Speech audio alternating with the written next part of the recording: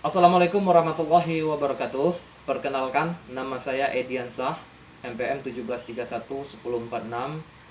Di sini saya akan menjelaskan tentang praktikum mekanika tanah 1, yang saya mengambil bagian tentang pengujian kadar air atau water contact. Jadi di sini uh, tanah dapat didefinisikan sebagai material yang terdiri dari butiran material padat yang tidak tersementasi satu sama lainnya. Jadi untuk apa tujuan dari dilaksanakannya percobaan ini meliputi, yaitu tujuan dari percobaan ini adalah untuk mengetahui kadar air pada sampel tanah yang diambil. Jadi kita dapat mengetahui kadar air tanah tersebut setelah kita melakukan percobaan. Jadi adapun alat dan bahannya sebagai berikut. Yang pertama, cawan kadar air.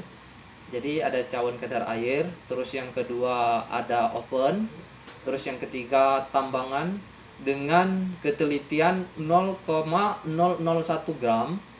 Terus yang keempat sampel atau contoh tanah.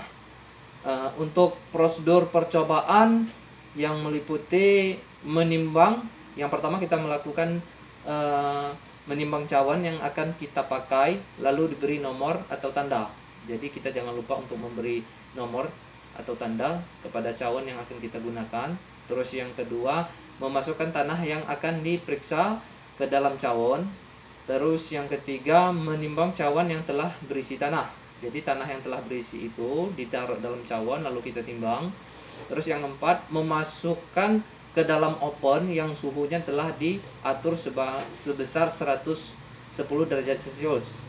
Jadi tanah yang kita udah masukkan ke dalam cawan, setelah kita timbang, kita masukkan ke dalam oven yang suhunya sudah kita atur 110 derajat Celcius.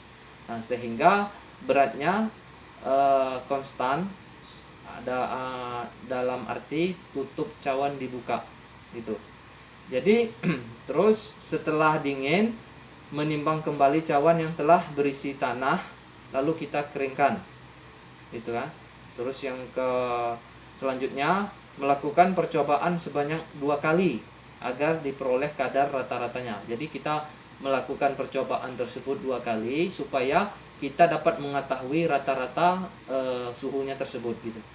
Terus dari hasil percobaan itu kita dapat simpulkan bahwasanya dalam percobaan yang kita lakukan di laboratorium ini, kita dapat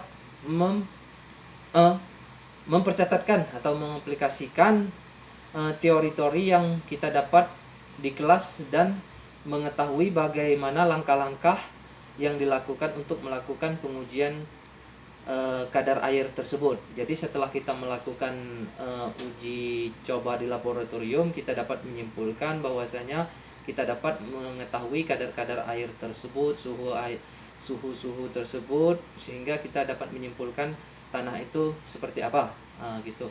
Jadi mungkin itu saja yang dapat saya sampaikan.